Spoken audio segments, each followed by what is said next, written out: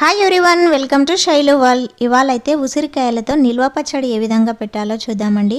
ఈ ఉసిరికాయలైతే మా ఫ్లాట్లో ఒక చెట్టు ఉంది, ఉసిరికాయ చెట్టు. ఆ చెట్టుకు కాసిన ఉసిరికాయలండి ఇవి. నిన్న పెళ్ళికి వెళ్తూ ఫ్లాట్ దగ్గరికి వెళ్ళాము చూసేద్దామని. అక్కడ ఉసిరికాయలు కాయడంతో తెంపుకొచ్చాము. ఇవి తెంపుకొచ్చిన ఉసిరికాయలను వాటర్లో క్లీన్ చేసి కాసేపు ఆరబెట్టాలి. ఆరబెట్టిన తర్వాత బాండీలో ఆయిల్ వేసి ఆయిల్ బాగా కాగిన తర్వాత అందులో ఈ ఉసిరికాయలు వేసి ఇలా ఫ్రై చేసుకోవాలండి. మంచి కలర్ వచ్చేదాకా, అంటే ఉసిరికాయలు కాస్త మెత్తబడేదాకా ఫ్రై చేసుకోవాలి. ఇలా ఫ్రై అయిన వాటిని ఒక గిన్నెలోకి తీసి పక్కకు పెట్టుకోవాలి. అన్నీ ఈ విధంగానే తీసుకోవాలండి. ఇవి కాసేపు పక్కకు పెడదాము. ఈలోపు ఇదే ఆయిల్లో పోపు పెట్టుకోవాలి పచ్చడి కోసము.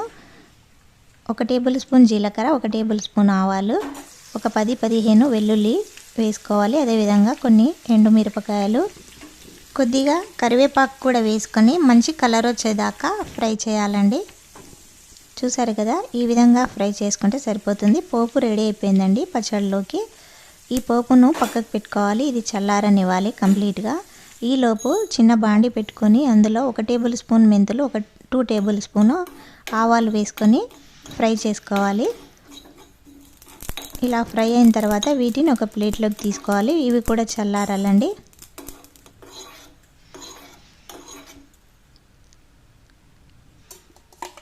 ఇప్పుడు ఉసిరికాయలు చూద్దాము.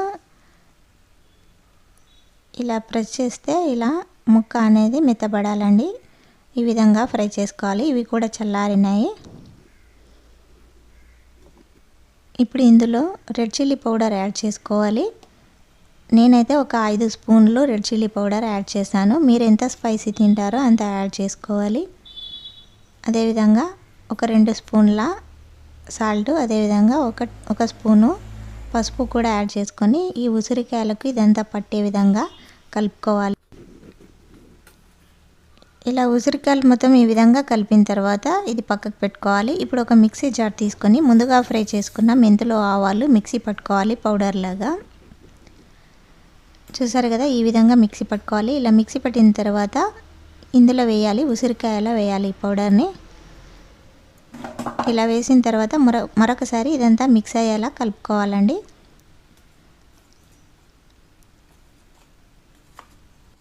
ఇలా కలిపిన తర్వాత ఇప్పుడు ఇందులో ఒక 2 నిమ్మకాయలు కట్ చేసుకొని వేసుకోవాలండి రసం ఇందులో. ఇలా నిమ్మకాయ పిండుకోవడం వల్ల గ్రేవీ అనేది చాలా టేస్టీగా ఉంటుందండి. ఒకసారి మీరు కూడా ట్రై చేయండి, సూపర్ ఉంటుంది. చెమ్మ చెక్క చెమ్మ చెక్క చారడేసి మొక్క ఎర్రబడ్డ కుర్రపుక్క ముదు పీరుసీక లీత పెదవులే. ఏంటో నేను చేసే పనికి నా పాటకి సంబంధమే లేదు, అంతే కదండి. అదేనండి, ఆడుతూ పాడుతూ సరదాగా పనిచేస్తే అలుపు సలుపు ఉండదు అంటారు కదా. అందుకనే నేను ఆడేది ఎలాగో మీకు కనిపించదు, ఇక పాడేదైతే కనిపిస్తుంది కదా. పాడుతూ సరదాగా పనిచేసేద్దాం, అంతే కదండి. ఇలా రసం మొత్తం పిండిన తర్వాత ఈ ఉసిరికాయలకు మొత్తం పట్టే విధంగా స్పూన్తో ఇలా కలుపుకోవాలండి ఒకసారి. ఇలా కలిపిన తర్వాత మనం ముందుగానే పోపు రెడీ చేసుకున్నాం కదా, ఇది చల్లారింది బాగా. ఇప్పుడు ఇందులో వేసుకొని మొత్తం కలుపుకోవాలండి స్పూన్తోన.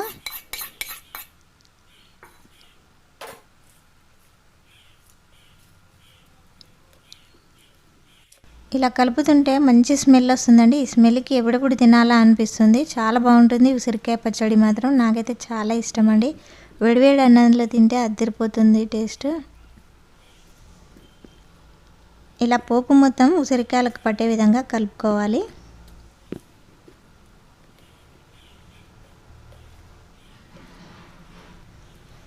నువ్వే నాకు ప్రాణం, నువ్వే నాకు లోకం.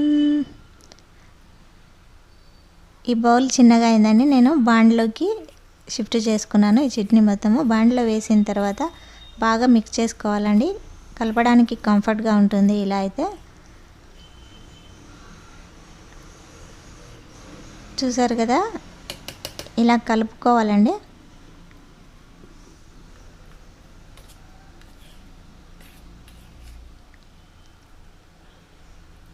ఇలా కలిపిన తర్వాత ఇప్పుడు దీనిపైన మూత పెట్టి ఒక రోజు మొత్తం అలాగే పెట్టాలండి. ఈ విధంగా ప్రిపేర్ అయిన పచ్చడిని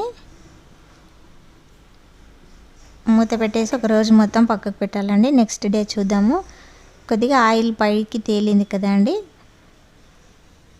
సూపర్గా కలర్ఫుల్గా చాలా బాగుంది కదా. ఇప్పుడు వేడివేడి అన్నంలో ఈ ఉసిరి పచ్చడి పెట్టుకొని తింటే ఉంటుంది కదా, అద్దిరిపోతుందండి. అస్సలు చికెన్ మటన్ కూడా పనికిరాదు, అంత బాగుంటుంది.